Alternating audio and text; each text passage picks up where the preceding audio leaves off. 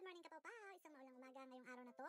Happy Friday! Welcome to my vlog and welcome to my life. Today, samahan niyo ako sa panibagong kwento habang tayo ay nagtatrabaho upang tayo ay ganahan at sipagan, isipin ang ating kinabukasan para naman tayo ay magkaroon ng kapayapaan. Alam niyo ba kung bakit ako masaya sa aking trabaho? Dahil wala akong kasamang katrabahong kabayan.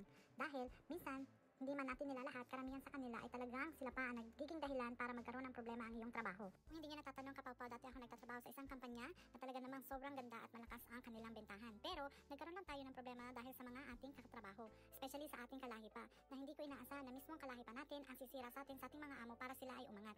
O diba, mas nanaisin mo pang magkaroon ng trabaho na hindi kasama ang ating sariling kalahi. Kaya sa mga kalahi natin dyan, na tagapagmana ng kumpanya, naway maging masaya at matagumpay kayo sa paninira nyo sa kapwa nyo Pilipino para lang kayo ay isang umangat. Kasi kahit gaano man tayo kagaling at kasipag sa ating mga trabaho at sa ating mga task na binibigyan ng ating amo, kung may magaling manira at manaksak habang kayo ay nakatalikod, mas nanaisin nyo pang umalis na lang para lang hindi kayo magkaroon ng problema sa inyong trabaho. Nahirap ang paniwalaan pero ito yung realidad na nangyayari dito sa ating mga kababayan sa abroad. Nakadalasan na nangyayari na mismo ang ating sariling kabayan pa ang gumagawa ng ating kapahamakan. So ikaw, ano pang ginagawa mo? Mag-resign ka na, let's chika! Bye-bye!